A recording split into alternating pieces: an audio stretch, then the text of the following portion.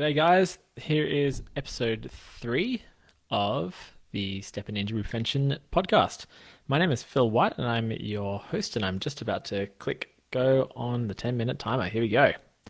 So, my name is Phil White. I'm a physio from Australia. I did my Doctor of Physio degree and have an exercise sports science background. Also a real keen runner. Just recently ran the Canberra Marathon, and before that, the Geelong half Ironman. So I've been getting really stuck into running recently, and have like with the marathon training, running sort of an hour plus per day for sort of more than 6 days a week. But only recently found STEPN, and I've just been blown away how much what a great idea it is, how much I'm loving it, and what a great thing it is for people all around the world.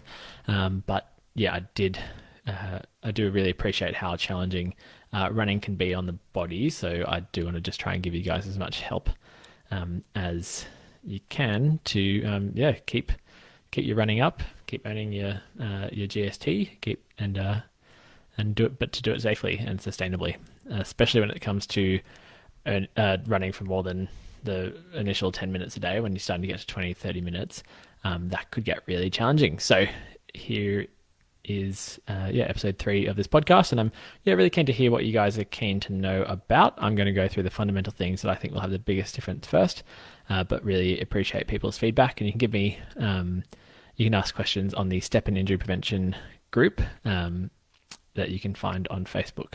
So join in there to tune in live or to ask questions. So today I'm talking about strength training, because I think strength training is just such a key part of pretty much any athlete's journey. And now you're a daily runner, even if you haven't considered yourself an athlete before, you are now.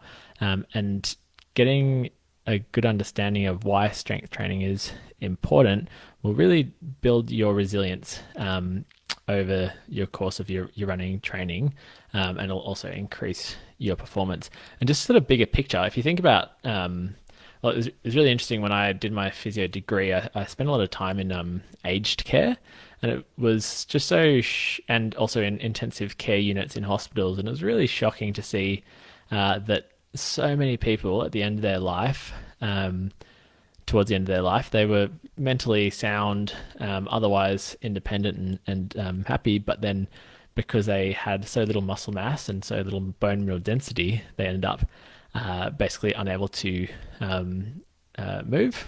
Like one lady who would play words with friends on her iPad every day, but she had not didn't have the strength in her legs to stand up and walk around. So that actually becomes really quite dangerous, where one of the leading causes of people ending up in hospital and with a really high mortality rate, so death rate, is basically falling over, breaking your hip, and that can be really detrimental. So strength training is the one thing that can really help save people from that eventuality, and it's just such a key thing that I don't think that people really appreciate.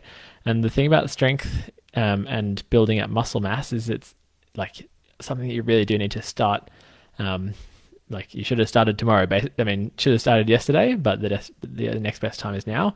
And just building up a practice of strength training to keep that muscle mass, to keep you healthy long term, is really key. The other part of that injury prevention for the elderly is bone mineral density, which the main thing that will help bone mineral density is what you're doing now, which is running, because impact is the main stimulant for bone growth. So a lot of people will find out about or kind of get a bit scared of running because of the impact, but really impact is a wonderful thing if dosed correctly. So if you have the right amount of impact, then that's going to be great for bone mineral density and bone strength.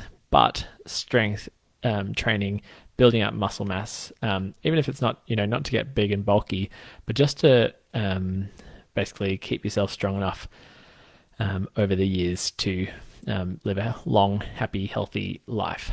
And so where strength training becomes really important for running is, I know a lot of you are probably thinking like, my muscles are getting sore and tight, so I should be stretching those out to try and make them not so sore and tight, and that surely doing strength exercises is just adding more things that will cause me to feel sore and tight. But if you kind of thinking about the long game, building in strength training now, it doesn't have to be like, going 1 rep max as heavy as possible on, barbell squats off the bat, but starting with thinking about what's really important for your running, which is going to be the calf muscles, conditioning around the knee, so for your quads and hamstrings, and then the muscles around your hips, so your glutes, both the glute maximus, which is the big one that kind of propels you forward, but also the glute medius and minimus, which are on the side of your leg,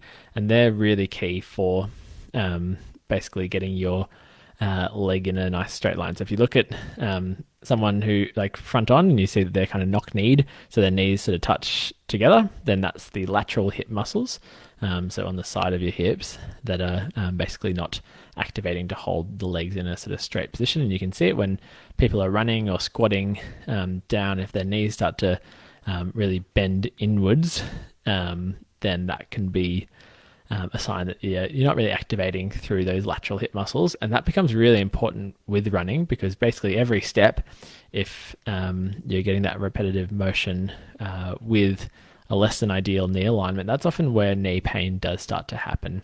So I think those are the big things to think about with your strength training. Is if you can just like upper body, I think is a really good thing to incorporate too, and definitely some core work, so abs and lower back specific work.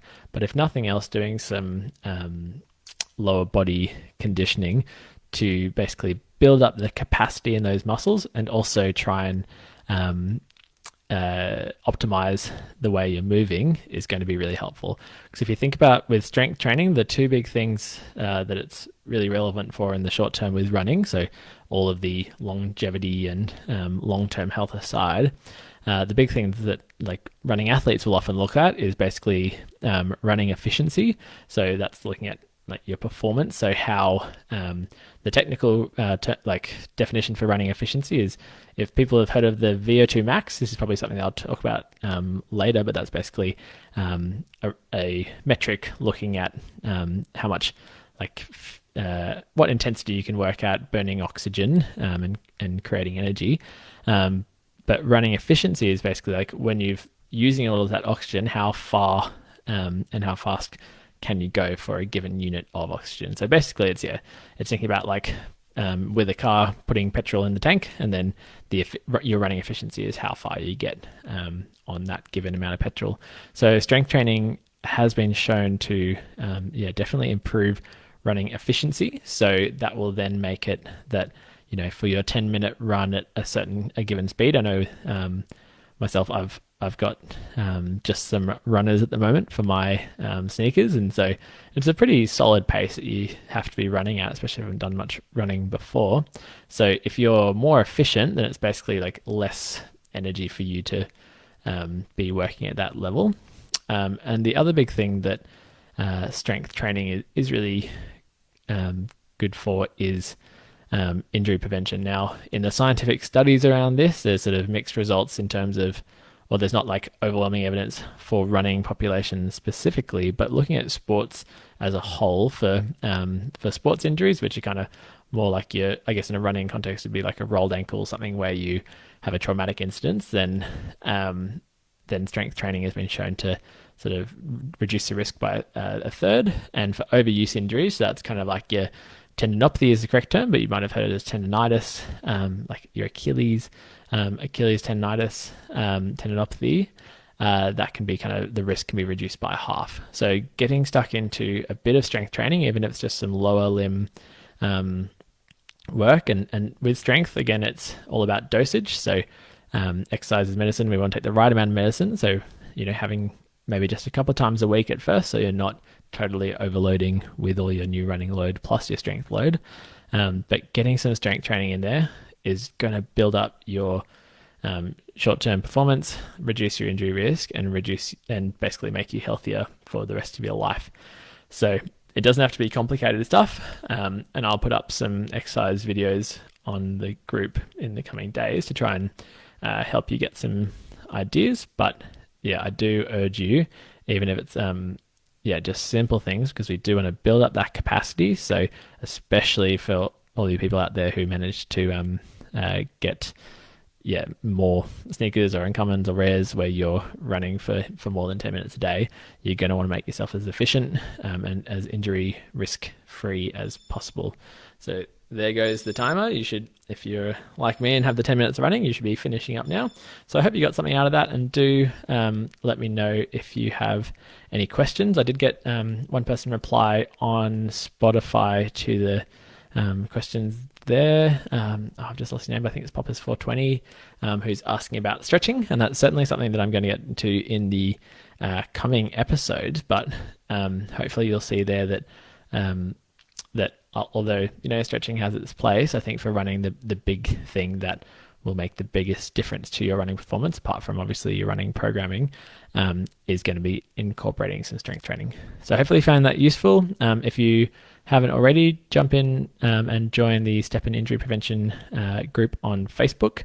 I'll have the link in the description. And yeah, I'm doing these, putting this information out there for free. But if you do find it useful, and if you feel like it facilitates your running, and that you're able to earn more GST because of it, then maybe consider sending some my way.